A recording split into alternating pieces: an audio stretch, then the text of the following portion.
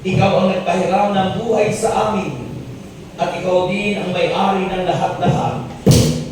Wala po kami may pagmamalaki sapagkat wala kaming pag-aari. Ikaw lamang, O Diyos, ang lahat ng may karapatan sa amin. At dalangin namin sa hapon ito'y ikaw ang kumilos sa amin ng may kalakasan.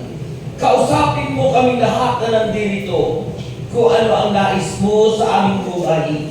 At mangyari po ang kalooban mo na ang lahat ng may sakit ay magsigaling sa pangalan ni Jesus. At ang lahat ng mga suliranin, walang ibang solusyon kundi ikaw. Diyos, dalangin namin lahat ng aming kahilingan ay iyong tugunin sa pangalan ni Jesus. At umaasa kami na mangyayari ang lahat ng aming ninanais sapagkat yan ang wika mo, O Diyos. Nananatili ang mga salita mo sa aming puso at mananatili kami sa iyo. At lahat ng aming ihilingin ay pagkakaloob mo. Diyos, nagtitiwala kami na ikaw ay nasa aming kalagitnaan at may gagawin ka sa aming mga buhay ngayong oras na ito. Diyos, gamitin malingkod mo, mightily, boldly, and powerfully kasama ang iyong mga awit at punuin ng iyong kalwalhatian ang lugar na ito. Ama, ang lahat ng karangalan at papuri ay tanging sa iyo lamang. Sa pangalan ni Jesus na aming Panginoon, sa ngalan ng Ama, ng Anak at ng Espiritu Santo, ating purihin ang Diyos.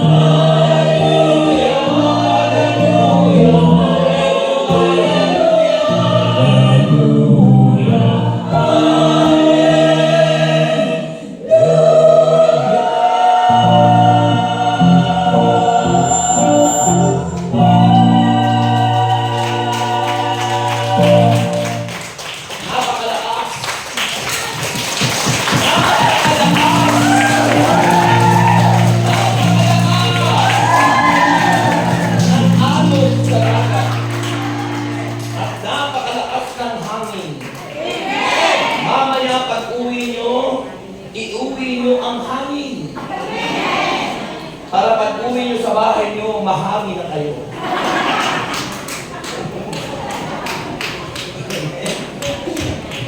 May mga taong maraming mahangin. Lumilipad na. Happy second anniversary sa dalaga. Dalaga. Happy second anniversary sa dalaga. Anong ibig sabihin ng dalaga? Tama lang. Tama lang. Gagaling kayong lahat. Amen. Sino naniniwala na tama lang, gagaling kayong lahat? Ibig sabihin, may mga sakit kayo. Tama lang, gagaling kayong lahat. Ang mabuting balita ng Panginoon ayon kay San Lucas.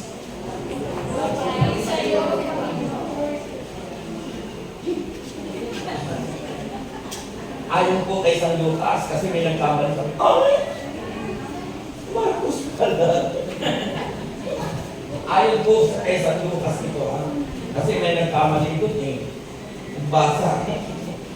Pagbasa, mula sa sulat, San Lucas. Ay! Marcos pala. Bumigay. Okay.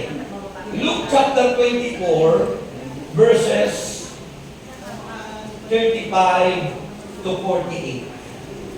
Maaaring narinig nyo na po yan. Pero may mensaheng napakaganda ang Diyos na ihahatid sa inyong anniversary. Yung lahat na kung amen, answer prayer na. Sabi ito ng Bible, at isinalaysay naman ng dalawa ang nangyari sa daan at kung paano nila nakilala si Jesus. Nang paghati-hatiin ito ang tinapay. At habang pinag-uusapan nila ito, tumayo si Jesus sa kalagitnaan nila at nagsabi, "Sumain niyo ang kapayapaan." Natigilan sila. Parang kayo, natigilan bigla. Natigilan sila at natakot. Sapagkat ang akala nila ay nakakita sila ng multo. Kaya sinabi ni Jesus, "Bakit kayo natitigilan? Bakit kayo nag-aalinlangan? Tingnan ninyo ang aking mga kamay at mga paa. Ako nga ito. Hawakan ninyo ako at pagmasdan. Ang multo ay walang laman at buto. Ngunit ako'y mayroon, tulad ng nakikita ninyo." At habang sinasabi niya ito, ipinakita niya sa kanila ang kanyang mga kamay at mga paa. Parang hindi pa rin sila makapaniwala sa laki ng galak at pagkamangha. Kaya tinanong sila ni Jesus, "May pagkain ba kayo yan?" Siya ay binigyan nila ng isang hiwa ng isdang inihaw. Kinuha niya ito at kinain sa harap nila. Pagkatapos ay sinabi niya sa kanila, "Ito ang tinutukoy ko nang sabihin ko sa inyo, noong kasama pa ninyo ako, dapat matupad ang lahat ng nasusulat tungkol sa akin sa kautusan ni Moises, sa aklat ng mga propeta, at sa aklat ng mga awit." Binuksan niya ang kanilang pag-iisip upang maunawaan nila ang mga kasulatan. At sinabi niya sa kanila, "Ganito ang nasusulat, kinakailangang magdusa at mamatay ang Kristo, at pagkatapos siya'y muling mabubuhay sa ikatlong araw. Sa kanyang pangalan ang pagsisisi at kapatawaran ng mga kasalanan ay dapat ipangaral sa lahat ng mga bansa, magmula sa Jerusalem, kayo ang mga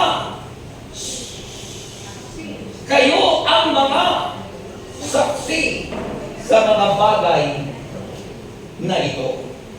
Mga kapatid, ang mabuting balita ng ating kaligtasan. Pinupuri namin, Panginoon. Palakpakan natin si Jesus. Grabe yung palakpakan sa Panginoon.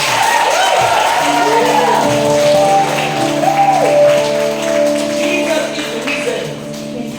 Hallelujah, Jesus is risen. Ang ating sumayaw. Ang inyong sumayaw, kahit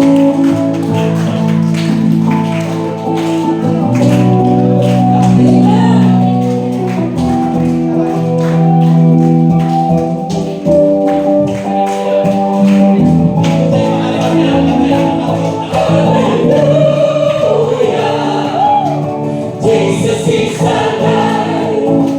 Death has his victory, and grave has been denied. Jesus is forever. He's alive. He's alive. Hallelujah. Jesus is alive. Death has lost his victory, and grave has been denied. Jesus is forever. He's alive. He's alive. This is the day that the Lord has made. I will rejoice and be glad in Him. This is the day that the Lord has made. I will rejoice and be glad in Him. Rejoice in the Lord. Rejoice in the Lord. Celebrate the presence of the Lord, for He is worthy to be praised. Celebrate the presence of the Lord, for He is worthy to be praised. Rejoice in the Lord. Rejoice in the Lord. Celebrate the presence of the Lord, for He is worthy to be praised. Celebrate the presence of the Lord, for He is worthy to be praised. Rejoice in the Lord. Rejoice in the Lord. Magdiwang sa harapan niya, itaas ang kamay at purihin siya. Magdiwang sa harapan niya, itaas ang kamay at purihin siya. Tayo ay magsaya. Tayo ay masaya.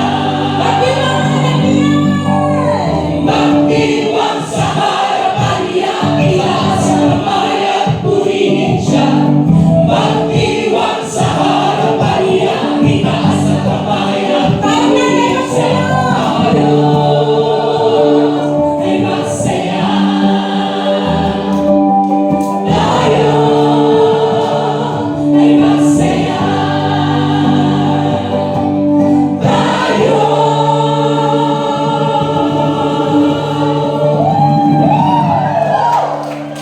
Amen! Purihin natin ang Diyos. Happy anniversary! Sa lahat ng mga kapatid natin, nakita ko lamang yung iba talagang medyo nahihirapan ng sumayaw. Ganyan lang talaga. Pero naunawaan kayo ng Diyos. Alam niyo kung bakit? Kasi alam niya kayo yung mga centennial na. Kaya naunawaan kayo ng Panginoon. Naunawaan po kayo ng Diyos. Kung di man kayo nakatayo at medyo may mga ginagawa, naunawaan lahat tayo ng Panginoon.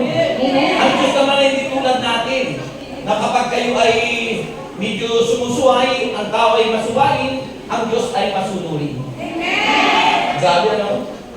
Kaya pag kayo po ay nagpupuri sa Diyos, nauunawaan tayo ng Panginoon, anuman ang ating ginagawa, siya ang Diyos na unawaan kayo. Amen! Amen. Purihin natin ang Panginoon. Okay, at dahan-dahang maupo. Sabi ko po dahan-dahan, hindi ko sinabi hindi ko pa pinabababa yung kamay nyo. Dahan-dahan kayo po, kung ganun mo. Dahan-dahan. Okay, dahan-dahan. Dahan-dahan. Dahan-dahan. Dahan-dahan. Umupo. Yan. At purihin natin ang Panginoon. Magandang hapon po sa inyong lahat. Mayroon po hindi sumagot. Mayroon po ako nakita hindi sumagot. Eh ako po ang nangihinayang kapag kayo hindi sumagot. Kasi uuwi kayo na hindi taglay ang biyaya ng Diyos. Kaya mahalaga po kayo ay nakikinig, lalo na yung mga nasa labas na nag-uusap-usap habang may nagsasalita rito, ay uuwi kayong walang biyaya niya. Kaya po, uulitin ko ang ating sasabihin sa inyo. Yan, dito na ang tingin. Dito na ang tingin. Kasi pag ako nanalangin, baka po maging multo kayo. Sabi ng Biblia, di ba ano? Okay, handa na kayo? Magandang hapon po sa inyong lahat. Sige, lahat po ay sumagot. Kaya po, answered prayer na kayong lahat. Walang pabibigo sa inyo sapagkat kayo lahat ay may pananampalataya sa Panginoon. Sabi nyo, ang ating pag-uusapan is about dalaga. Dalaga. Sabihin mo. Ulitin nyo. Dalaga, hindi dalaga. Ano ibig sabihin ng dalaga? Di ba? Natandaan nyo kanina, no? Ang ating pag-uusapan ngayong hapon ito ay tama lang, gagaling kayong lahat. Sino nais gumaling?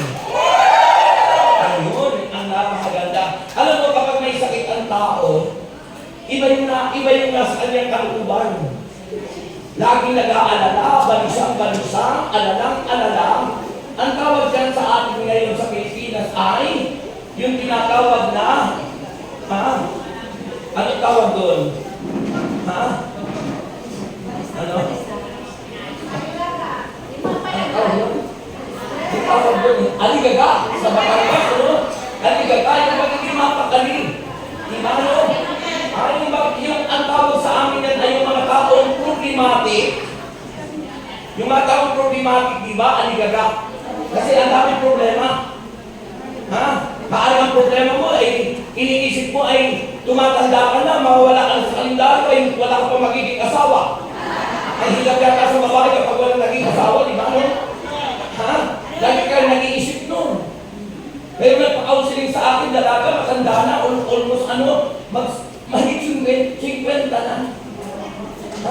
Yung sabi niya ng sister na yun, sabi, alam, Brother Rex, kung malapit na nagsasay na po sa akin, ako po ay malapit na mag-menopause, talagang umiiyak ako sa Panginoon.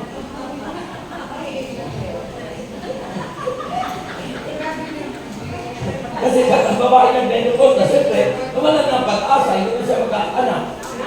Diba? Kay Mama Mary lang yun, po pwede. Kay Mama Mary lang yun. Diba? Si Mama Mary at saka kay sa nanay ni San Juan. Diba? No, kay Elizabeth. So, sabi niya, Brother Rex, talaga, ano na siya? Pinaliwanagan ko siya. Sabi ko, alam mo sister, mayroong mga taong tinawag para manatiling ganyan. At nalulugod ang Diyos. Kapag ang iyong sarili ihandog mo sa Diyos, wala ka nang ibang hahanapin pa. Ang Diyos lang. At pag yun ang nasa isip mo, sister, hindi ka na mag-aalala sapagkat nasolve na ang problema mo. Yung mga palakpak niya, may bonus kay Lord. Ano wala po kayo? That's faith. Sabihin nyo, faith. Pananampalataya. Eh, maraming mga tao sa amin, may pananampalataya sila, pero pagdating ng problema, pagsubok, naku, aligaga. Lalo na pag nagkasakit. Kaya yun ang tawag doon ay problematic, asthmatic. Pag may asthma ka, may sakit ka, ano mang uri ng sakit, asthmatic ka. Unang problematic, asthmatic, at walang atik. Yung mga tao walang pera, nako, aligagala yan. Bakit? Bakit aligaga? Kasi yung kanyang inaalaga ang numero, hindi niya matataya.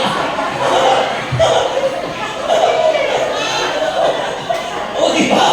Kaya, may walang pera, aligaga.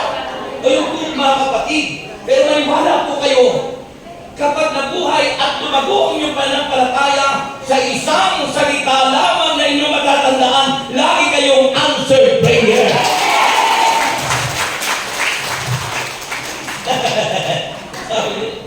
Di ba? O, kung hindi ba naman kayo tatawa niya, di ba may ninatok na kayo? Kaya nga ako, ninatok na ako eh. Sa lakas ng hangin, ano? Talagang napakalakas. Napakalakas ng palapak mo sa Panginoon. Gawin nyo talaga. Talaga. Yan. Tama, gagaling ka. Gagaling ka. Amen po ba? So, alam mo, nung panahon yun, dito po sa Biblia sa ating binasa, alalang-alala, aligagabok ang mga apostol. Sila ay problematic, mga kapatid, on the time. You know why?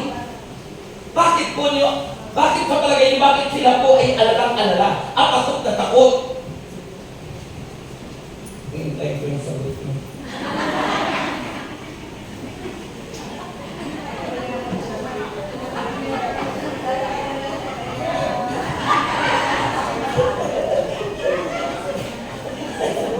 Bakit po sila ay aligaga? Bakit po sila ay takot na takot? Kasi natatakot sila. Bakit? Baka sila ay isunod na ipako sa krus. Kaya sila nagkukulong doon sa upper room. Sila ay balisang-balisa. They were troubled hearts. Kapag sinabing troubled hearts, anong ibig sabihin nun? Yung kanilang kalooban ay magulong-magulo. Troubled hearts. At maraming tao ngayong troubled hearts. Naguguluhan, naguguluhan because they were problematic, asthmatic, at walang atik. Kaya ang puso nila ay magulong-magulo. At kailangan ng solusyon. Kaya maraming nagnanakaw kasi akala nila yun ang solusyon. Kasi walang pera. Kaya maraming tumataya sa wedding kasi akala nila yun ang solusyon.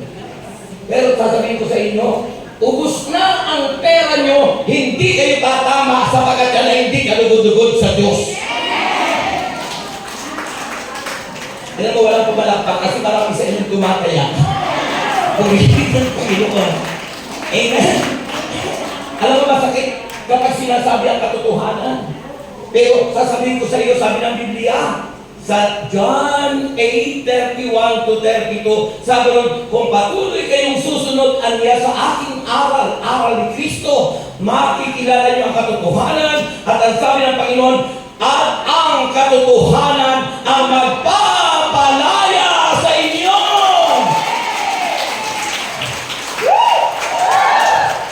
Ako kasi noon, dating kolektor ng wedding sa Quezon. Nangungulikta ako noon. Pero tumayarin ako noon, pero never akong tumama. Nung nag-aral ako sa Biblia at na sa El Shaddai, doon ko nalaman. Hindi pala tama na tayo ay umasa sa iba. Wala pala tayong dapat ibang asahan. Hanging kay El Shaddai lamang tayo dapat umasa. Grabe po yung palakpak ni Hanging.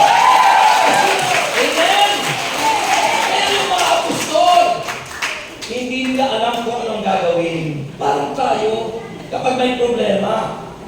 Kaya ang mga tao, anong kasabihan? Kapag ang tao ay maraming problema, ang iyang kahit sa patalim ay kumakapit. Ibig sabihin nun, kahit masama,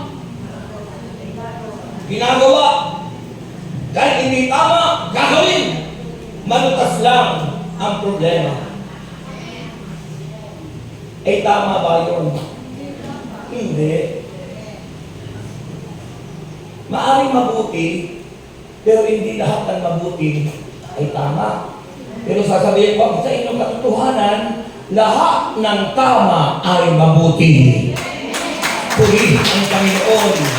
Kaya kung ako sa inyo, ang gagawin ko ay laging tama, dahil lahat ng gagawin kong tama ay mabuti.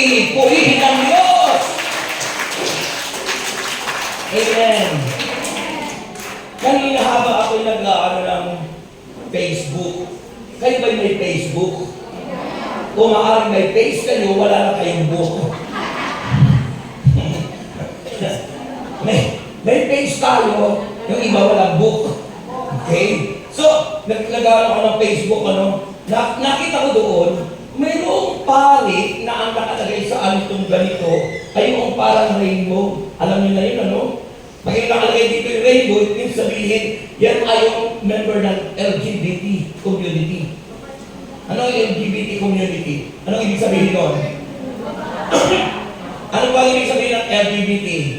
Lesbian. Pag sinabing L, lesbian. Ibig sabihin mga tumboy. G, gay. Pag sinabing gay, ano yun? Serena. Gay. G, B. Anong ibig sabihin ng B? Bisexual. Ang ibig sabihin ng bisexual, yun yung dati ang tawag doon ay silahis. O yung tinatawag, pwede sa kuryente. Sa battery. Ibig sabihin na Ibig sabihin, yung bisexual, pwede sa babae, pwede sa lalaki. Bisexual. Okay? LGBT. Ano ibig sabihin ng T? Huwag yung tutulihin yung T. Ano yung letter T?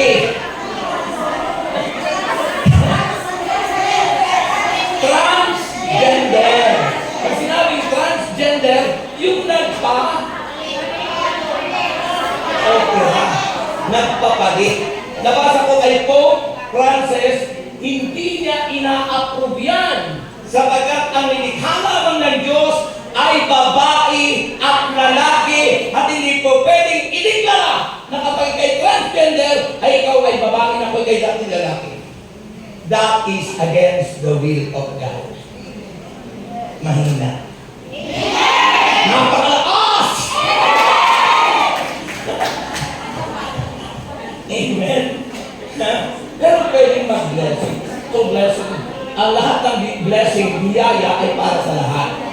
Pero hindi ko pwedeng ikasal. Sino yung pari na yung nagkakasal? That is not Catholic priest. Hindi yung katolikong pari. Sabi doon sa, nabasa ko yun, ano sabi doon?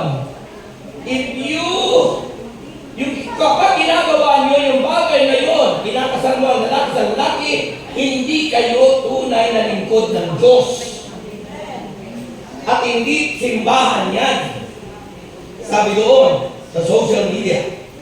Bakit? Kung tayo ay tinawag na simbahan, the church is always obedient to the will of the Father. Purihin ang Panginoon. Grabe yung palakpak niya sa Lord. Amen. Amen po ba? Mami na mahal kong kapatid, maraming taong nagugulumihan ng gano'n, Diba? Kaya nga tinugtungan nyo, LGBTQ. Ano ba yung Q? Ano ba yung Q? Ibig sabihin, hindi mo maintindihan kung ano ka. At gano'n ang maraming tao ngayon, hindi nila maintindihan kung ano ang kanilang gagawin. Parang mga apostol, hindi nila maunawaan, hindi nila maintindihan ano ba ang solusyon ng kanilang nagugulumihan ng puso o kalooban. Maaaring gano'n ka ngayon dahil sa daming problema. Problema sa sakit, problema sa pera, problema sa pamilya, problema sa asawa mo.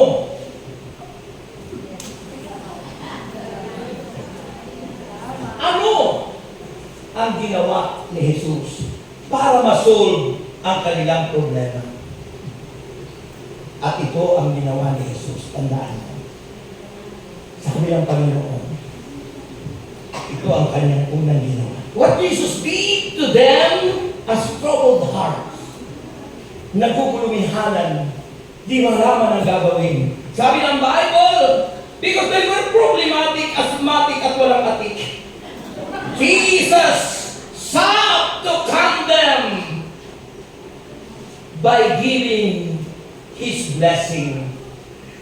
Hanggat hindi nyo tinatanggap ang blessing ng Diyos sa inyong buhay, lalo na mga taong nagsasamang walang kasal, hindi nyo tinatanggap ang blessing ni Lord.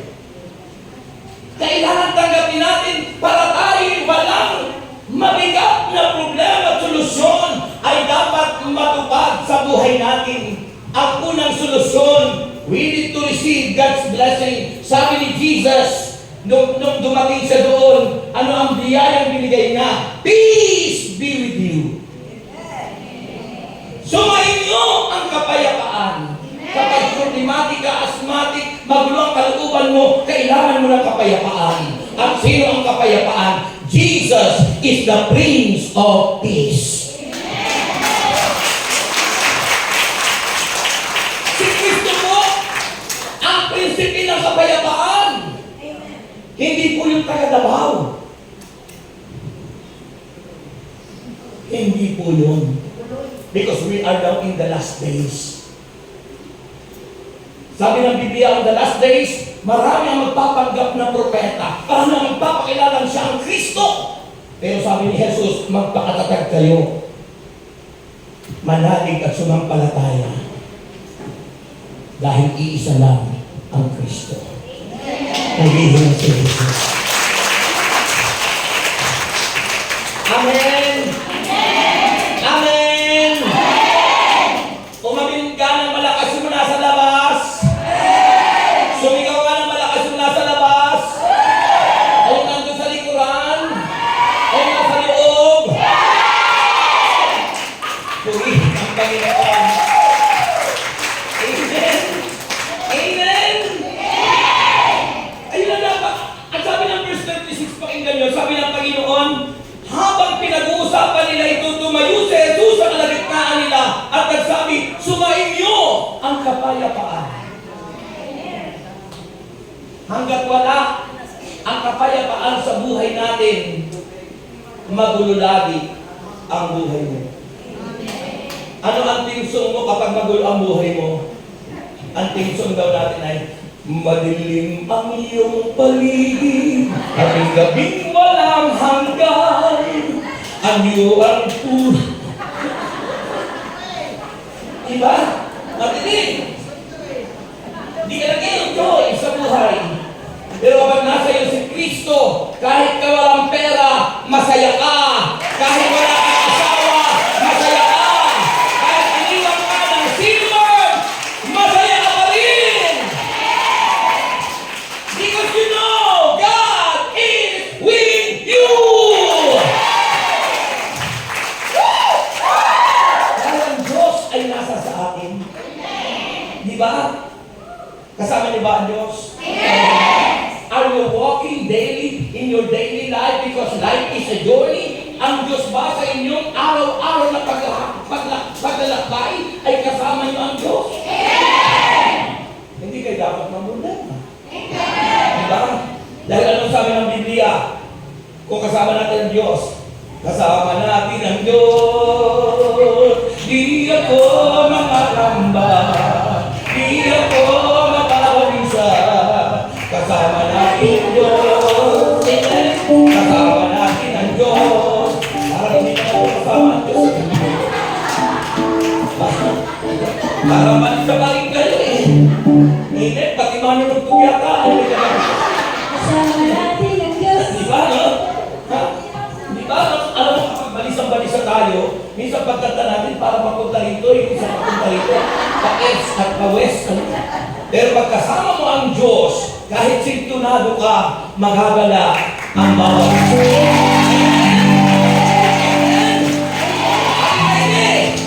Kasama natin ang Diyos. Di ako magagala.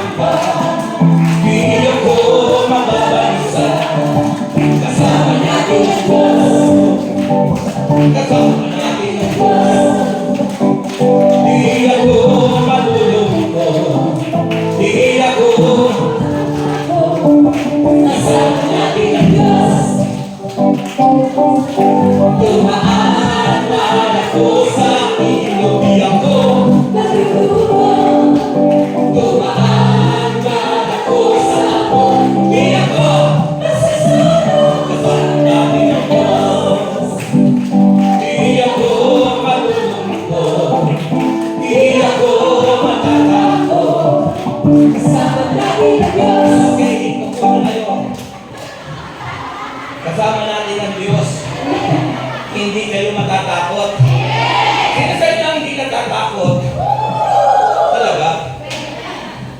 Talaga? Ano ang nangyari sa kanila? Ha? Nung sinabi ni Kristo, sumayin niyo ang kapayapaan, yan ang blessing that we need to receive from the Lord. Kung ikay problematic at wala naman tao walang problema. Lahat ng tao may problema. Dahil kung isang tao yung sabi wala siyang problema, yun ang pinakamalaking problema. Bakit? Ang tao walang problema ay may ganyan. May kiniling. Diba? Yung mga may ganyan, tawa ng tawa kahit hindi nakatagawa. Yung mga ganyan na hawag kay Kristo, wala nang ibang ginagawa. Ako, unang-una akong nag-preach sa El Shaddai Ministry noong 1986. Doon po sa Mandaluyong. Sa Mandaluyong. Sa loob, tapos yung mga nasa opisina. Ang tingin ko, para matitiro yung nasa loob, yung nasa opisina, parang kasi may ganun. Balik ka lang. Sabi mo, naku, sabi ko, mga kapatid, delikado yan. Nakita ko kasi walang padlas yung kulungan ng mga ganun. Sabi ko, naku, sister, paano yung pag nagkaisa yan at lumabas, baka makasakit ka ng tao. Sabi ko isa, alam mo brother Rex, paano magkakaisa yan? Yung nandito sa labas, hindi nagkakaisa. Yung bayan nandun sa likod, purihin ng Diyos. Kayo ba, nagkakaisa? Kasi ang mga tao hindi nagkakaisa, may ganun. Yung nasa magano yung diba? Sabi, kaya pala laging bukas yung hindi pinapadlock. Kasi hindi naman pala marunong magkaisa yung mga ganun. Hindi marunong makipagkaisa. Yung mga may ganun. Kaya pakita nyo na kayo walang ganun. Para mawala yung ganun, gusto yung mawala yung ganun? Sino gusto mawala yung ganun? Sino gusto mawala yung ganun? Akala ko may sasabi ganun kasi kung sinabi mo ako, di ibig sabihin may ganun ka. Pag sinabi mo may ganun ka, ibalik mo pag ganun. I-counter mo. Diba? Para mga kapatid. Mahalaga yung, alam mo, ang tunay naman ng palataya para hindi maging problematic, asthmatic, at hindi maging magulo ang kalooban, you need to cooperate with God. Kailangan makiisa ka sa Diyos. Hindi naman tayo pinipilit ng Diyos Pero bakit tayo naman problema? Bakit hindi natin ma-solve yung problema natin? Because we don't accept the Lord in our heart. And we don't, yun yung bang, hindi ka makipag-cooperate sa Kanya.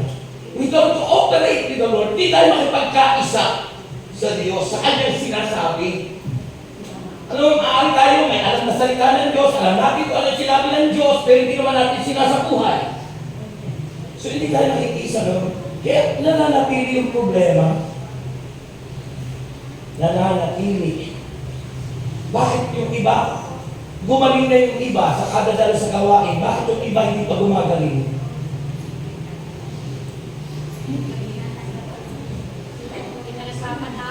Kasi habang nasa gawain, hindi naman nakikinig. Ang iniisip niya, ano kaya ang tumamaw?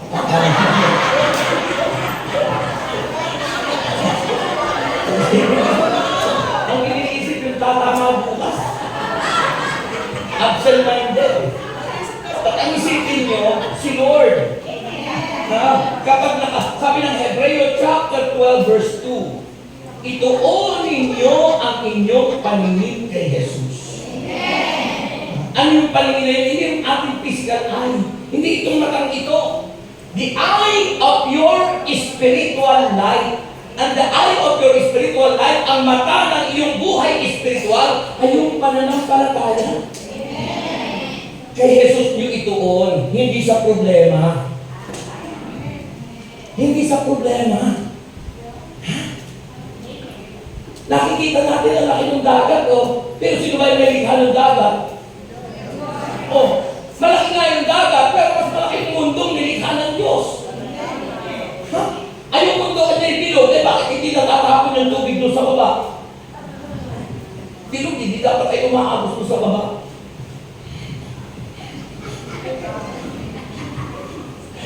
Diba? Kung malaking dagat, sabi, anong barko? Mas malaking dagat sa barko, mas malaking dagat kaysa sa mundo. At kung malikha ng mundo, mas malaki ang Diyos natin na kaya-kaya isolve ang ating mga suliranin. That's why, ituon nyo kay Jesus ang inyong pamilin. Hindi sa, ano kayang tatama bukas? Huwag doon sa alok ng mundo.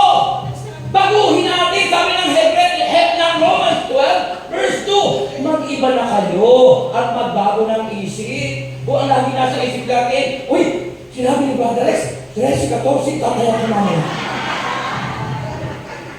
Baguhin na po natin. Sabi ng Biblia, mag-iba na kayo at magbago ng isip. Kung ang dati nasa isip natin, uy, mali-mali ano kayo tatama bukas. Baguhin mo. Baguhin mo, sabihin mo, mali-mali, bukas may gawain. Mali-mali, sa April 17, mayroong General Assembly. Dumalo tayo. Hindi ako. Wala akong isi-share dyan. 20 pesos lang ang aking kaya dyan.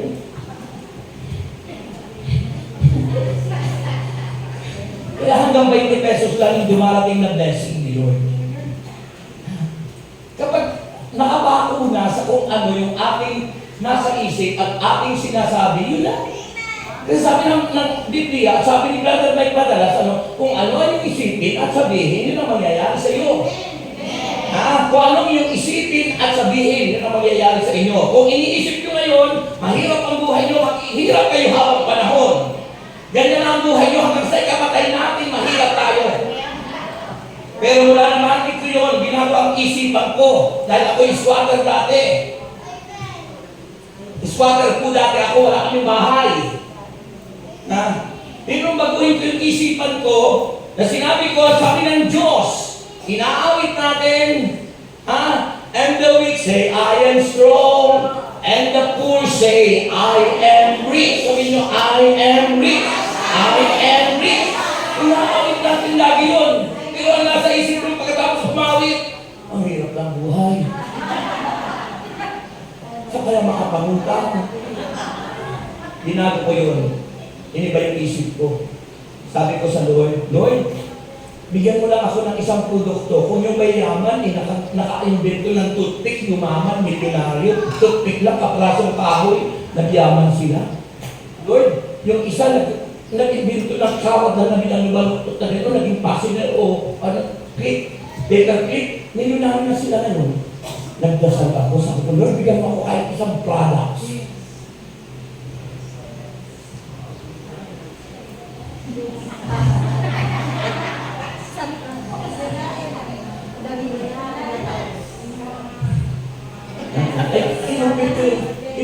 Kinumpit ko yung asset ko, yung book, yung lupa, yung bahay, yung ano. Aba, yung na pala ako kako. Dahil doon sa product, mga kapatid, kasi minsan, kung ano natin iniisip, hanggang gano'n na lang. Pero ang nakapag sinasabi ng banal na kasulatan, kung ano ang isipin, yun ang mangyayari sa inyo. Kaya mula ngayon, mag-isip na kayo kung ano ang nasong mangyayari sa buhay nyo, isipin nyo na at yun ang mangyayari sa buhay natin lahat. Pero gusto nyo yumaman! Hindi masamang yumaman. Yan sinabi na ng Diyos. And the poor say, I am rich because of what the Lord has done for us. At ang mahihirap niya ay kanyang pinayaman dahil sa ginawa ni Jesus sa ating buhay. Ano yung ginawa yun? The Paschal Mystery. Kung paano inialay ni Cristo ang buhay niya sa atin. Hindi lang yung kaligtasan ng kaluluwa. Diba? Ano sabi ng John chapter 10 verse 10 letter B? Naparito si Cristo upang matupay magkaroon ng buhay. Isang buhay na ganap. Pag sinabing ganap, buhay na hindi ka namumutang, buhay na hindi ka nag-aalala, buhay na maganda ang tirahan, buhay na nakapag-aaral ka sa ang mga anak mo, buhay ng asawa mo ay satisfied sa iyo sapagkat ginagawa niyo ang tama at mabuti na nakalulunod sa Diyos. Nagkahiwalay yung aking kaibigan. kaibigan, dahil sa kahirapan daw ng kanilang buhay, kasi yung asawa niya pumatol sa isang may kaya sa buhay. Iniwanan siya ng kanyang asawa kasi hindi mabigyan ng pambili ng lipstick. Ay mahilig sa pag-lipstick yung naging asawa niya. Oh, walang maibili. Ito po. Isipin mo yun. Ha? Kaya ang mahalaga, isipin nyo yung tama, mabuti, nakalulugod sa Diyos. Tandaan nyo, ano ang una? Isipin nyo yung tama, truth, mabuti, at nakalulugod sa Diyos, at yun ang mangyayari sa buhay mo. Amen? It's a matter of change my heart, oh God. Make it ever true. Change my heart, oh God. Let it be like you. Magbago na tayo ng isip at puso. Kapag nasa isip niyo lagi, hirap ang buhay, mahirap lang. Puro po kami din mahirap. Wala nang sinabi, puro mahirap na lang. Mukhang hindi wala. Puro. Ang tawag doon ay mga nega. Yan yung mga taong mga nega. Hindi nag-isip ng positibo. Hindi nag-isip ng mabuti at tama. Ang nasa isip lagi, wala. Ano ba yan inyong ulam? Ay, gadai. Nagabatangas kasi. Ano ang ulam ninyo? Ay, gadai. Pag tinatanong tawag ko, ay, gadai. Mga kapatid kay Kristo, baguhin natin ang ating isip. It's a matter of, ano tawag ito? Mindset. Yung mindset ng tao. Wala nung aking narinig yan sa El Shaddai at sa pag-attend ko ng ibang mga seminars. Tinago ko yung mindset ko. Hindi kasi lagi nasa isip ko, mahirap ang buhay. Hindi ko kaya. Hindi ko magagawa. Laging negative ako ang nasa isip. Nega. Nabasa ko si Kristo sa John chapter 17 na tayo. Sabi ng Biblia, dinalaw nila si Maria at si Marta, kapatid ni Lazaro, dahil si Lazaro ay best friend ni Jesus, namatay. At ibinalita kay Jesus, napatay na ang kanyang kaibigan. Tanong ko sa inyo, tinanggap ba ni Kristo yung masamang balita? Hindi! Eh tayo, pag sinabi, naku sister, patay na yung tiyuhin mo.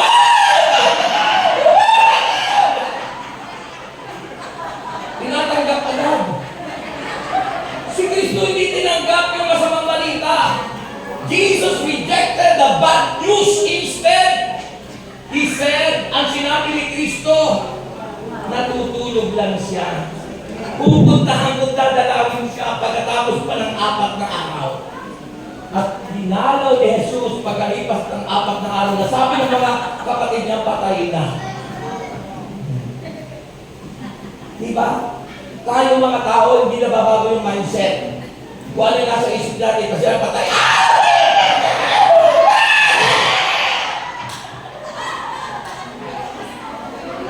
so di ba ganun lagi? Change your mindset. Baguhin mo. Baguhin mo yung aminin mo lagi na mahirap yung buhay. Baguhin mo yung pagsalita mo sa mister mo. Baguhin mo nga, lambingan mo naman yung mister mo. Ay, sweetheart, kumain ka na. Kahit sumangutang ka pa rin. Ibahin natin yung approach. Ibahin natin yung mindset natin. Baguhin mo kasi lahat ng ating ginagawa at sinasabi nagmumula sa isip. That's why that's the battlefield. Your mind is the battlefield. Pwede yan ang laruan, pinag-larawan tayo ng demonyo sa isipan natin. Kasi lahat ng ginagawa natin, mabuti at masama, sinasabi natin mabuti at masama, nagdaan sa isip. May isip ba kayo? Sino may isip? Taas ang kamay. So yun, mag-iba na tayo at magbago ng isip, sabi ng Biblia. Upang malaman ninyo kung ano ang mabuti na kalulugod sa Diyos at talagang ganap. Hanggat di natin tinabago ang ating mga pag-iisip, hindi mo masusolve ang problema mo. Hindi mo papagtatagumpayan ang mabibigat na suliranin sa buhay. Pero pag nabago ang mindset natin at ating pinahintulutan ang Diyos, sabi kanina ni Father kanina, no? Sino ang nagkokontrol o nagmamanage ng buhay natin? Dapat si Kristo. Dapat si Kristo ang masusunod. Dapat ang salita ng Diyos ang ating tinalaan. Thy word is the lamp unto my feet and the light unto my path.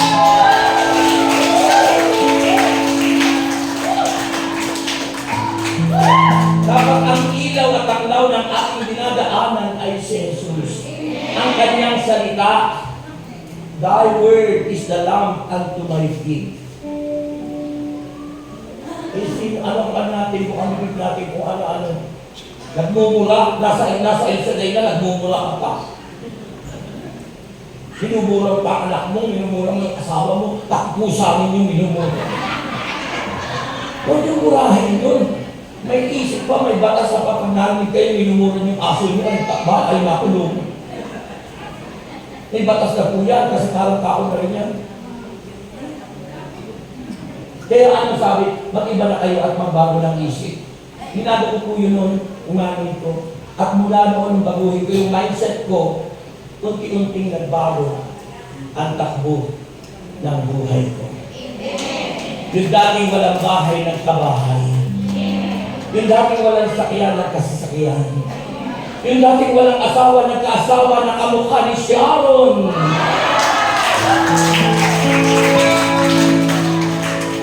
Yung dating walang mga anak, nagkaanak. At ang sabi ng iba, Brother, bakit ang gwapo ng anak mo? Bakit hindi mo kamukha? Naalala ko yung misa ni Father Bonguerero. Sabi nung anak niya, Tay, may nililigawan na ako yung kapitbahay natin. Ang ganda-ganda. Sabi nung tatay, anak, hindi pwede yun. Huwag kang maingay. Kapatid mo yun.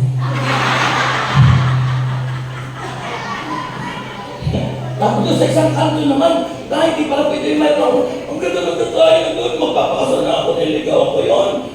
Anak, huwag mo sasabihin sa mami mo. Hindi pwede, kapatid mo rin yun.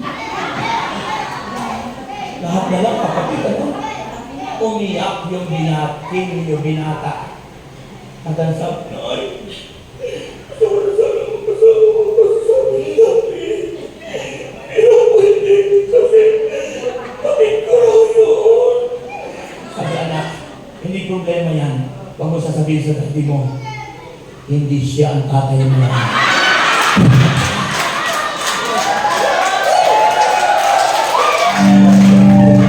Are you faithful? If you want to become rich, if you want to change your lifestyle, mga kapatid, you must be faithful. Maging tapat tayo. Kung tayo hindi tapat sa ating asawa, paano masasabing tapat ka sa Diyos? How can you say that you are faithful? Kanta-kanta ng pakata-kanta pa tayo. Faithful. You are faithful. King of King, Lord of Lord. Tapos hindi ka naman faithful sa Diyos.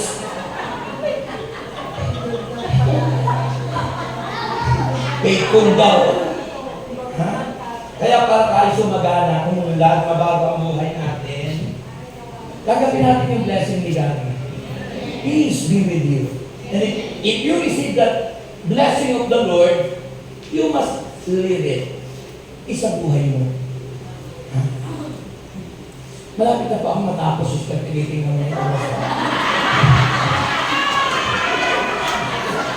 Malapit na po. Pero nasa introduction pa lang po ako.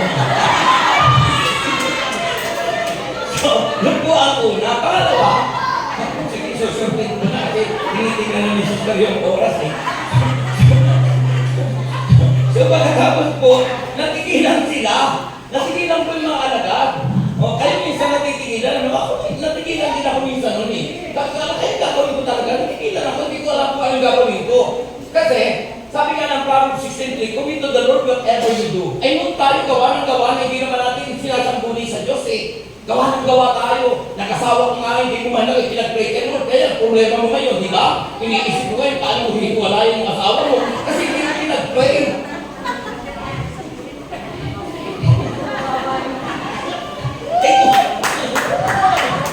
Kung yung ba naman, nasa Panginoon ka na pinag-pray mo, Lord. Bigay mo naman ito sila ng akin ng ayos. Alam mo, kapag pinag-pray mo, pati yung mga kaya para kayo sa akin, pinatitigil na talaga. Malapit na po, sandali na lang po. Malapit na po, pag tumigil na po yung alo sa dagat.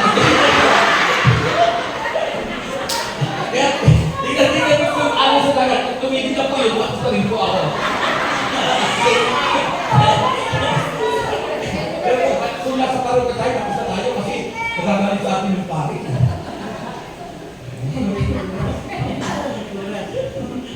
So, mga kapatid, natitigilan din ako noon. O di ba, kayo, natigilan din kayo noon, o kayo ay mag-aasawa o hindi. O pinag-pray nyo ba yung naging asawa nyo? Nung unang ako mag-asawa, nabalo ako, namatay ang asawa ko, hindi sama ng loob, namatay dahil sa panganganak. Sabi mo na siguro, brother, sama ng loob sa'yo ng asawa mo, kaya namatay ako na. Oh, mga kapatid, nung pangalawa kong asawa, nalaman ko, kailangan lahat ng gagawin mo, ipapanalangin mo.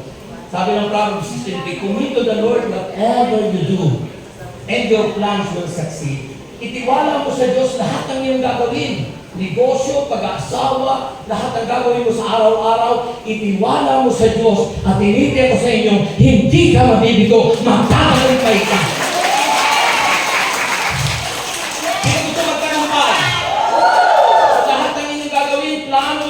Ipanalangin nyo. Dahil kung hindi yung gusto ni Lord, hindi matutuloy yun. Kaso kaya natuloy na ay naging mag-asawa kasi pinagpilitan mo ang sarili mo. Kaya ako yan. Noon yung asawa ko na ayaw ko talaga. Kasi natugsulang talaga ako nun. Pero nung dumagay ako naging salay na, sa pangatlo kong anak sa ako na nasabi na mahal ko siya. Pero nung una at pangalawa kong anak, wala akong nasasabing, I love you. Pero nag-Elsaday na po ako, 1986. Doon ko lang nasabi, sa puno ng tenga ng asawa kong una, nasabi ko, ang sarap yan, sa mga babae. Sa mga babae, kapag ikaw yung magkatabi, pagkatapos ay nandito yung bibig ng asawa mo, tapos binubo mo sa'yo, I love you. Hindi lang ikinitig ako. Hindi lang ikinitig ako yun. Gusto mo yung binubulo nila. Nakikinig na. Nakakasabi ko yun. Nakakasabi ko. Nakakasabi ko. Sintanis nila talaga. Kala ko yung mga sets, mga late anos lang nakakaramad ko dito. O, totoo po yun. O. Noon lang po ako. Kaya lang po nalaman na ako po ay yung balo. Nag-asawa muli. Kaya nung pangalawa kong pong asawa, dinaan ko na po sa prayer lahat. At lahat ng gagawin ko sa prayer. Kaya nabibigo, kaya hindi nasusunod ang mga problema kasi we neglect something that we need to do. It is praying unto God. Yung pananalangin. Pag hindi tayo nananalangin, tutulog ka lang, sana naman nagdasal. Hindi ka naman nagdasal. Kasi antok ka na. Eh bakit antok ka na? Kasi sa outong eats. K-I-N-L. Cellphone. In-L daw yun. Sabi ng mga kabataan ngayon. So, ganun po yun. Pinanalangin ko. At alam nyo, nung nag-asawa muli ako, ibang-iba talaga. Ibang-iba. Nakalikap ang ukay sarap, maling bunga ng panalangin sa isipan at puso ko. Lagi ka napapansin. Kapag ang minamahal mo'y bunga ng panalangin, masarap mahalin. Pero kapag hindi bunga ng panalangin, lagi mo minumura, naiinis ka, parang gusto mo na mamakit ka na. Di ba? Lalo na nung wala ka pa sa Panginoon. Nakaalam mo ng sakripisyo para may pasang campus. Di ba? Pero nung ikay nasa Elsaday na at dami ka na nalangin, di ba? Yung problema mo, ang daling masolve. Naranasan ko nun, nalaki ng utang ko, kala niyo ba, hindi ako nagkakautang. Alam mo, pag mga businessman, nagkakutang din po. Dahil nga po doon sa aming business, siyempre kailangan mo, yung bayad ko sa supplier, bayad sa ganito, bayad sa ganun, nagkakautang ka, pero babayaran mo naman. Pero minsan dumating na, talagang short. Pero nung nag-pray ako, sabi nga ng Bible, in Him nothing is impossible. Sa Diyos ay walang imposible. Sa Diyos ng music mo, alam mo, mapapahiya ka na, tatalbog yung inisyo mo, dahil doon sa mga supplier mo. Pero, kung may Diyos na inaasahan mo, hindi yung 13-14, tulog ko 10-40. Sa Diyos ka umasa. Sabi ng Philippians 4:19, and my God will supply all of my needs. At ang Diyos na aking Panginoon ang siyang magkakaloob ng lahat ng aming pangangailangan sa pamamagitan ng Kristo. Amen? Inasahan ko ang Panginoon. Ano? Bukas na yung date ng cheque, wala pa. Pero pagdating bago mo kinabukasan, dumating ang pambayad. Bakit? Sapagkat doon tayo tinitest ni Lord kung gaano tayo nagiging tapat sa Kanya. Eh pag hindi ka tapat, narahapit na, ay makapangutong na nga lang.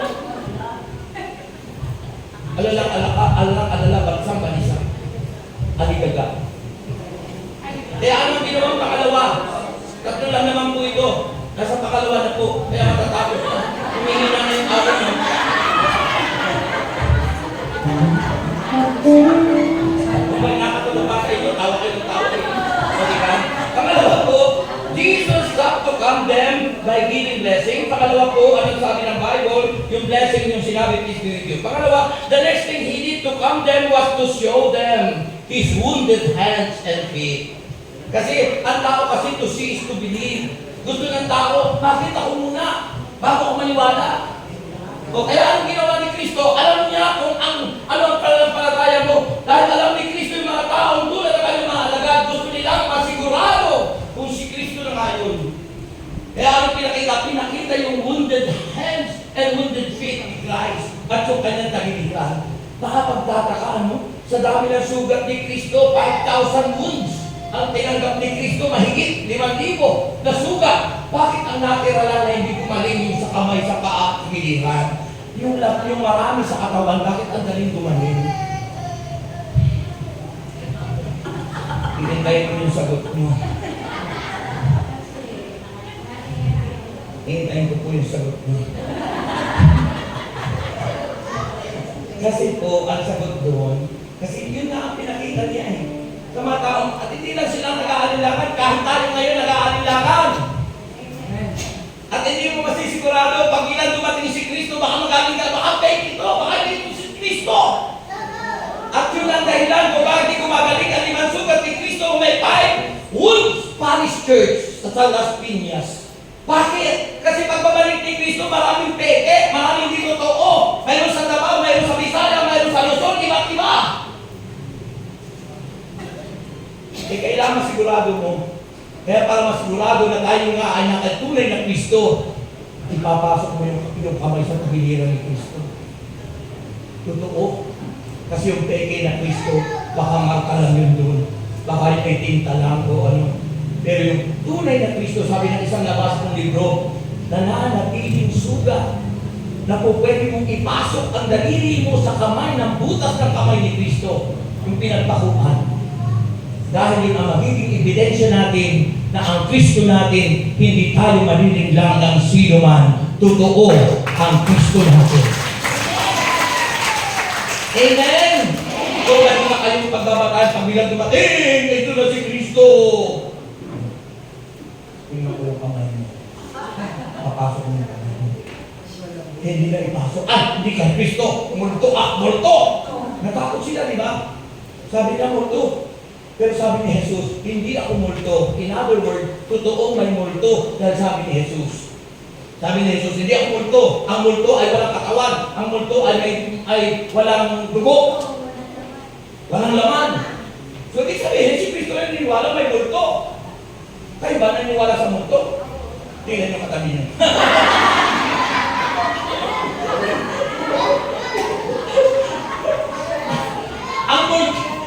Ang multo ba sa mga espiritu?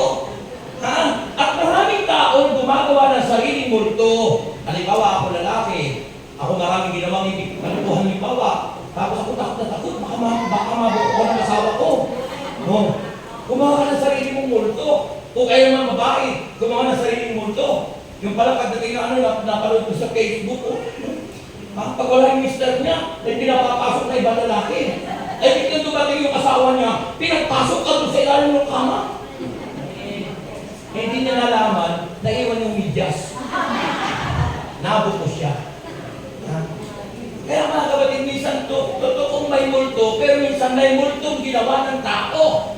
Ngayon ang ating ikinakatakot. Kung ano ating ginawa sa dilim, ilalantad yan sa liwanag. Kaya minsan tayo problematic kasi may totoo na ang multo, may ginawa ka pang multo. Ang iyong pang-isipan ay litong-lito. Ayaw mo pang maniwala kay Kristo. Paano masusunod ang problema mo? O di ba? Kaya yung po, una, you must receive the blessing of God. Peace be with you. Pangalawa, maniwala ka na pinakita ni Kristo.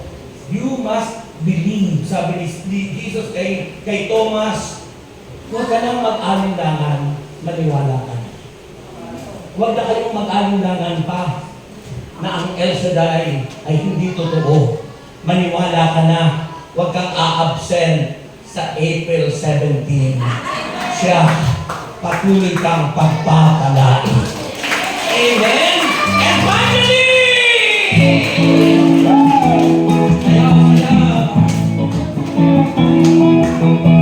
Ang buong kaganapan ang aking nadarama. Sa tuwing ako'y nakikinig ng banal na salita, nalaman ko ang susi ng kanyang mga himala. Sa gabay ng likod niya, pinagmala.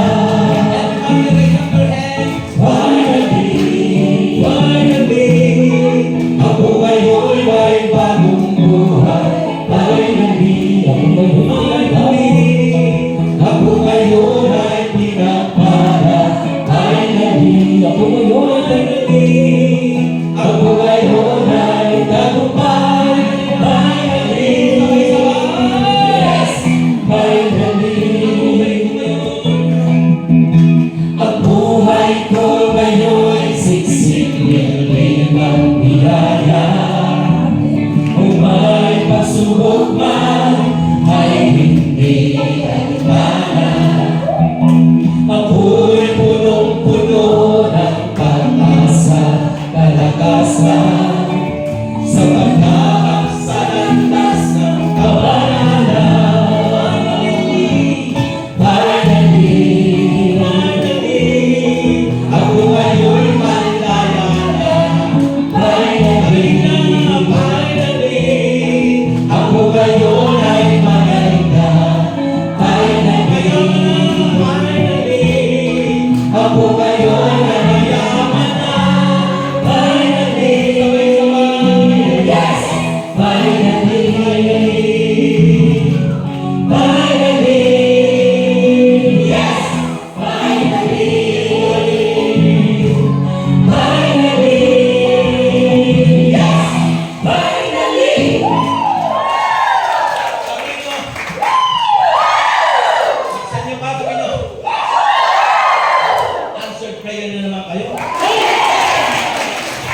Tingnan nyo, lahat ng masaya mula pa kanina, magaling na kayo. Because the Bible tells us that laughter is a good medicine. Ang kagalakan ng puso natin ay isang matinding gamot sa ating mga karamdaman. Ay kanina, napapansin ko, dapat i-antok na kayo, biglang nagtawa ng kayo. Kaya lahat na naging masaya, ang tingin na magaling na kayo. Amen.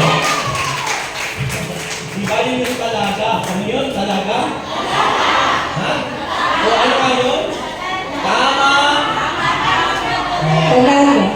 Tama. Tamang magaling. Tama lang, magaling ka. Tama lang, magaling ka na. Okay, so finally, anong ginawa ni Jesus? Ito na yung pakuli. Pangatlo. Ha? Una, tinanggap nila yung blessing. Ang mga apostol, pangatlo, ipinakita ang kamay. Pagkatapos humingi ka ng kung may pagkain doon para nang maubos kung kanilang paniniwala na si Kristo ngayon. At panghuli, ano ang ginawa ni Kristo? Binuksan niya ang kanilang kaisipan sa pamamagitan ng salita ng Diyos. Amen. Hanggang hindi kayo nakakarinig ng mabuting balita ng Panginoon, sarado ang isip, sarado ang puso. Sabi ng Bible, the source of peace and assurance is the Word of God. Ang salita ng Diyos, ang solusyon para tayo magkaroon ng kapayapaan at mabuksan ang kaisipan. Amen po ba? At pagkatapos, sabi ron, tandaan natin, ang salita ng Diyos ay si Kristo. At tandaan niyo po, si Kristo ay nag-iibang-ibang anyo. Ano ang nangyari po doon sa dalawang alagad na nagbalik?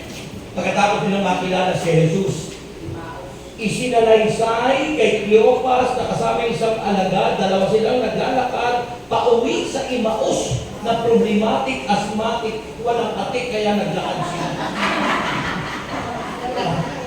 At sumabay si Jesus sa kanila sa layo 11 kilometers. At habang naglalakad sila, tinanong ni Jesus kung ano bang pinag-uusapan nila. Sabi ng dalawa, hindi ba? Kung yata hindi nakakaalam kung anong nangyari dito sa Israel. Ano ba pinag-uusapan nyo? Itong si Jesus na aming inaasahang magliligtas sa amin kasi po ang Israel ay alipin ng Roman Empire. Gusto nilang lumano. So, ako rin ang kwento. Pagkatapos sabi ng Panginoon, kay hahangal ninyo. Sabihin mo nga sa iyong katabi. Sabihin mo nga sa iyong katabi, kay hahangal mo. Kung sabi ni Jesus, kay hahangal ninyo, hindi nyo ba nila huwag unawaan? At ipinaliwanag ni Kristo, mga salita ng Diyos, pinaliwanag ni Kristo sa dalawang alagad kung ano nasusulat sa sulat sa aklat ni Moses, sa Ten Commandments, at sa lahat ng mga sinabi ng mga propeta. Dahil ang lahat ng sinabi sa Old Testament time ay naganap nang dumating si Jesus. The fulfillment of God's prophecy from Moses to the prophets, ang kaganapan ay si Jesus. Kaya si Kristo ang fulfillment at tinatawag na New Testament, New Covenant. Kung may Old Covenant, lumang tipan. Ano daw ang pagkakaiba ng lumang tipan sa bagong tipan? Sabi ng isang nag-joke, yun ang niyang luma, maluwag na. Bago masipa. Yung pala tipan, pinagbalik na rin nila ang tipan. Sabi ng joke. Alam mo mga parin, ma-joke talaga. So, ang pagkakaiba, yung pong kapahayagan, sa New Testament, kaganapan. Lahat ng nasulat sa lumang tipan ay naganap sa pamamagitan ni Kristo. The fulfillment of God's prophecy is Jesus Christ. Kaya, sabi ng Panginoon, hanggang ninyo din naunawaan. At pagdating doon, di pa rin yung naunawaan. Hindi pa rin naunawaan. In other words, hindi sapat yung salita ng Diyos. May kailangan. Kaya kahit kayo prayer meeting, kung nawawala yung isang bagay, bali wala yung prayer meeting nyo. Ano ang ginawa ni Jesus? Tindirin pa sana siya. Tatawid pa sana doon sa dagat na ito. Butikon pa, kasi tutuloy pa. Sabi ng dalawang alagad, dito na po kayo tumuloy sa amin, kasi gabi na po. Hindi pa lang nakikilala si Jesus, ha? Naipaliwanag na yung salita ng Diyos, di pa naunawaan, di ba? Ilang taon na kayong nag-e-el sa dayo, hindi pa naunawaan lahat ng lahat sinasabi sa Biblia. Kasi yung iba, hindi naman nakikinig. Ang pinakikinggan lang yung numero na kasasabihin ng teacher. Excuse me po. So anong ginawa po? Di tumuloy si Kristo dahil inalok, ay tutuloy na sana. At kung maghahapunan na sila, sabi doon sa verse 35 ng nung pinaghati-hati ni Kristo yung tinapay at iniabot sa kanila, biglang nawala si Jesus. At ang sabi ng isang alagad, kaya pala nag-iinit yung ating puso. Mula pa doon sa daan, si Jesus pala yun. Si Jesus pala yun. At nabuksan, sabi ng Bible, nabuksan ang kanilang kaisipan dahil sa salita ng Diyos at dahil nang hinati ang tinapay, nabuksan ang kanilang isip. Ano ba yung tinapay? The Eucharist. Ang salita ng Diyos ay hindi pwedeng ihiwalay sa Eucharistiya. Si Kristo'y nag-almong tinapay. Subalit kung may panampalataya ka, nasaan na si Kristo? Nung tinanggap nila, nasaan na? Bakit nawala? Nasaan na po si Jesus? Nasa puso na ng dalawang alagad. Pumasok na si Jesus. Gusto niyo bang pumasok si Jesus sa ating puso? Manalig, manampalataya. Maraming mga tao na nanampalataya daw sila, but they were rejected the Eucharist. They don't believe. Sabi ni St. Paul sa 1 Corinthians chapter 11, kaya marami na sa inyong nakamatay dahil ayaw niyong maniwala sa sinabi ng Diyos. Kaya marami yung nagkakasakit at namamatay. Kasi hindi naniniwala sa Eucharistia. Amen. Ngayon, nabuksan na ba ang isipan niyo? Amen! Nang ipaliwanag ni Jesus at pinaghati-hati yung tinapay, nabuksan ang kanilang isipan at pagkatapos yung dalawang alagad mula sa Emmaus, 11 kilometers yun, muli bumalik sa Jerusalem at yun ang nga yung gospel ngayon at pinag-usapan nila, biglang dumating muli sa Jesus at tumayo, peace be with you. Amen. Taas ang inyong kamay. Sabihin mo sa iyong sarili, sumaakin ang kapayapaan. Just praise up your hands. Jesus is love. Philippians 4, verse 7 to 8, ang Diyos ay pag-ibig. And He is our power. Declare it. Siya ang makakalasin.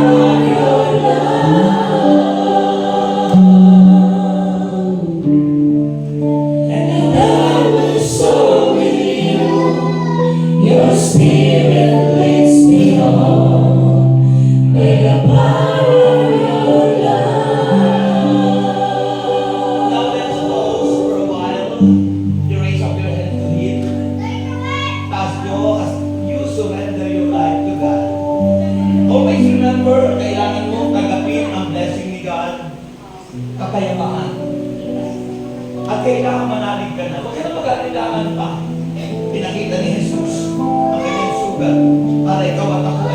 pagtiwala. At kailangan para ma-solve ang problema mo, dumating ang mga sakit mo. Maniwala ka na sa Eucharistia. Huwag ka na mag-alilangan pa. Because faith is the evidence of things not seen. Ano mawawala sa iyo kung hindi ko maniniwala ka sa Eucharistia? Natanay ka na ba na maging aral? Sabi ni Jesus, ang nananatili sa kanyang aral, ang siyang kanyang tunay na mag-aalaga. Maniwala ka. Always remember that Jesus is the great healer. Siya ang nagpapagaling. Siya ang nagbibigay ng kasalanan. He is the God who He is the God who heals all sickness and pain. At yun ang kailangan mo ngayon.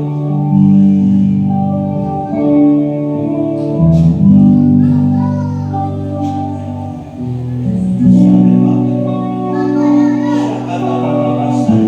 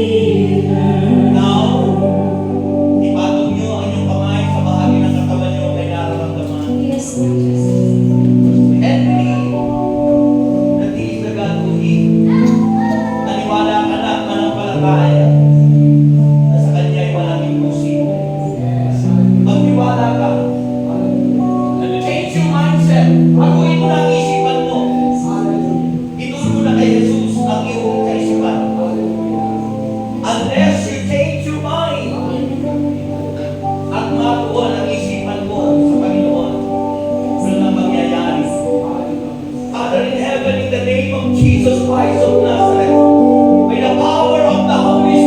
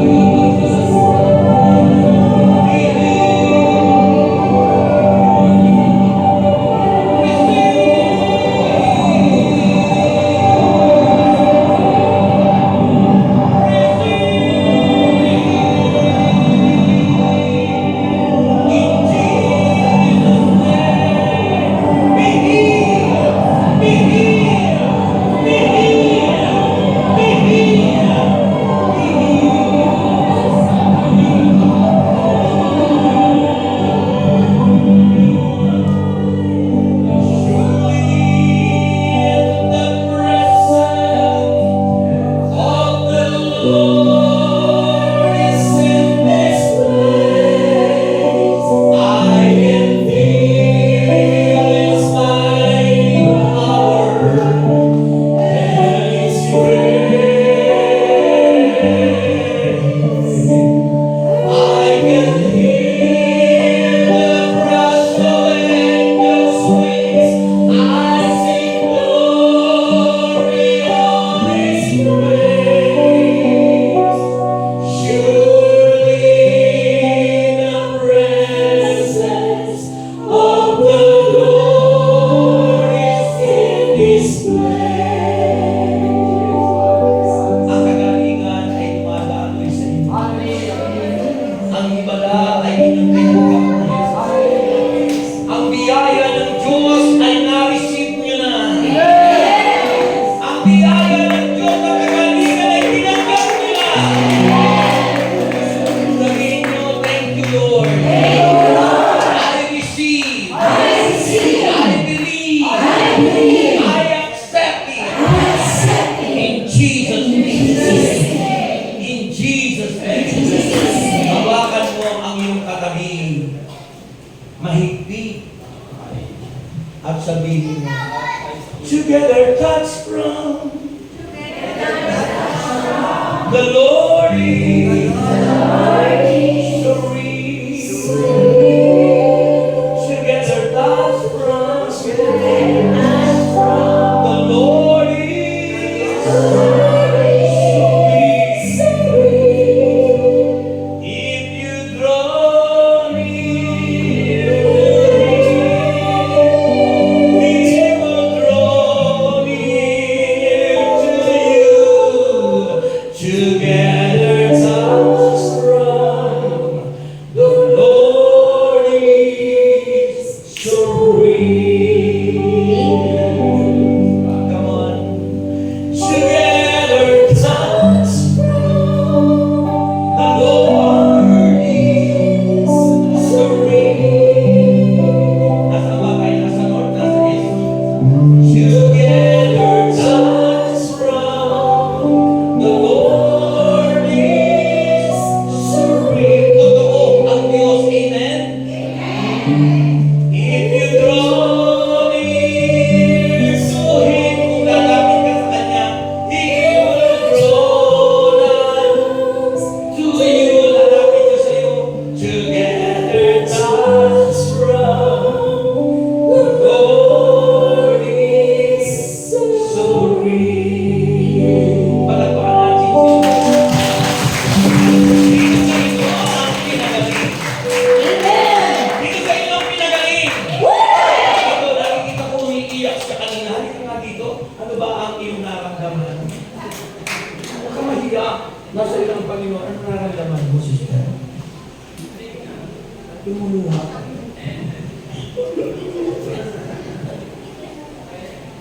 Hindi masabi. Speechless. Speechless. Bakit po, sister? Solve na yung problema.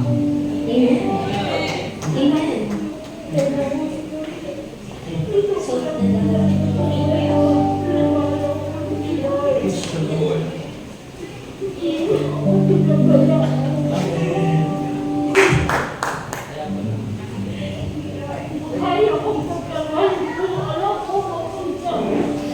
Kaya mo yan, sister.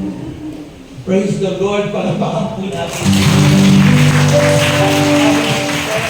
Ang problema dito niya naramdaman ang presensya ng Diyos. At kaya-kaya niyang mapagtagumpay ang Diyos. Jesus! Dahil kasama na natin ang Panginoon. Amen. So kanina, hindi ba yung ano po naramdaman mo? Ang kakayahan sa akin mo? Sakit? Eh, ayun po, ano na eh. Wala na sakit.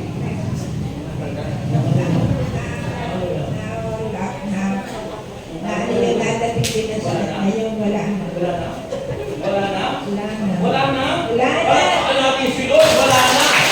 Wala na yung sakit.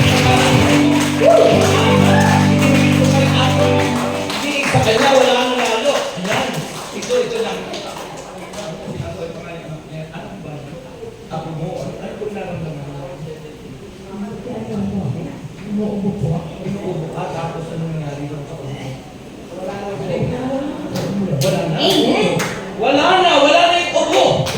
Nakakita na kamakay na nag-uubo pag bawat mo niya sa pera. Diba na? Ganda nung gano'n. Ito. Ano po na? Magaling na po. Magaling na. Ito naman, sister. Magaling na. Ano dati yung nararamdaman nyo? Masakit na lalamunan nyo. O huminga pa nga.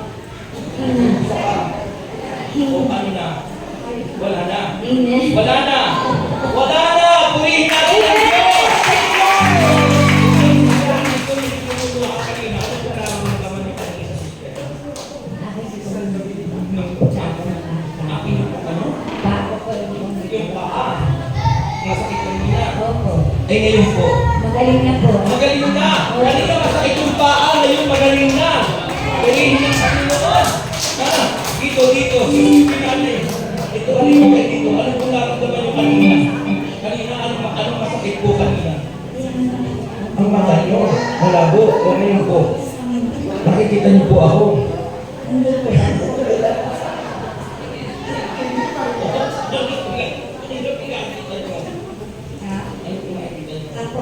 Ay, praise God. Nakikita na po ako. Gwapo daw po ang kalahon. Lord, magaling ka. Magaling na po yan. Ha? Sa ngalan ni Jesus, malaya ka na. Maliwanag ang iyong mga mata sa ngalan ni Jesus. Amen. Okay. So, tayo po ngayon palapakan natin si Lord. At isahin po ang inyong mga prayer request. Kasi susunod lang po may misa. Kaya kung pinaalis may misa. Sa misa po yung misa. Okay? Tayo po ang inyong mga prayer request. Alam mo, ako naniniwala ko lahat ng masaya kanina magaling na lahat. At bukas pala, may ibang misaya ang Diyos punta kayo mamay bukas sa Bawan. Amen. Andun ako bukas sa sa Aplaya. Aplaya ba yun? O Aplaya ha? Umaten kayo. Kasi iba yung misahin ibibigay ni Lord bukas. At saka makikilala niyo Diyos si Sharon. Kasama ko si Sharon bukas. Yung aking asawa. Oo ha? Ano? Charot? Charot daw. Umaten po kayo bukas ha? Ha? Kapag kayo po ay hindi pumunta doon bukas, kaya wala kayo doon. Ilaniya ako po kayo. Kasi po alam kayo mga prayer request. At saka sa April 17, ang ating pong General Assembly, yan po ay gaganapin doon sa Tanawan, doon po sa, ano nga lugar yun? Santor. Yan. At excited ako mga ating dito sa Santor kasi maganda daw yun sa bundok. Ano? Kasi alam mo, ang Diyos ay nakikipagtipan lagi sa bundok. O kaya mahalaga po, regardless of mountain, El Shaddai, regardless of mountain. Kaya makikita nyo mga retreat house nasa bundok, yung mga araw ng mga pari, madre, nasa bundok. Kasi God is always nakikipagtipan sa atin. Nakikipag-covenant sa atin. Okay, taas po ang lahat ng yan. Maniwala po kayo lahat ng inyong mga prayer request, answered prayer po kayo. Ang lahat ng mga bahay, magkakabahay. Ang pera, magkakapera.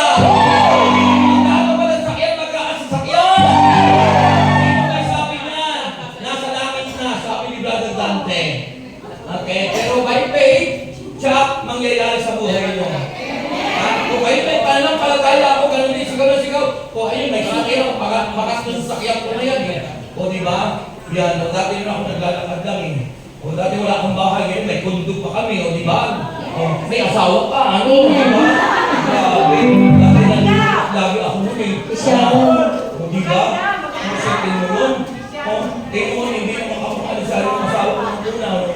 Talagang ako nanginig nung unang ano ko, nung sa Sharon po nito, katabi ko na. Hindi si Sharon po nito, yung si Sharon ng asawa ko. Nakita ang lahat na yan. Okay, pati yung inyong mga prayer request, answered prayer kayo lahat. Ako'y naniniwala, palakis pananampalataya ko na walang bibiguin ang Diyos sa inyong lahat na nandito. At tayo nagkakaisa. Ama namin Diyos, kami pinagtitiwala sa iyo na pagpasan niyo po ang mga bagay na ito, ang mga panyo, asin, langis, Biblia, wallet, bag, passport, papeles, at lahat sa Panginoon ang aming tinataas, iyon na po itong binabasbasan. And Lord, inaangkin po namin na lahat ng aming mga kahilingan ay answered prayer. Nawa po ito'y ibalik mo ay sa iyong pangako na siksik, liglig at umaagaw. At umaasa kami, Panginoon, na itong lahat ay mangyayari sa buhay namin. Sa pangalan ni Jesus, ang lahat ay magsabi ng At ito'y aming samang dalangin as we sing, give thanks with a grateful heart of Jesus. Habang inaawit, inukulekta na ng mga sa lahat ng nanonood sa live. God bless po. God bless everyone. Thank you for Brother Francis America. God bless everyone. Happy anniversary po. Kailangan ko po yun. Master Norma, Minamans Day. Happy anniversary po. Amida. Manila. Happy anniversary. Hello po, my babes. Happy anniversary. Amida. Thank you po sa mga diocesan choir na nakasama namin. Sister Lizelle, Sister Eka, Kuya Jomar, and Kenneth. Thank you po sa inyong lahat. Okay, thank you. Kuya Bo. At siguro,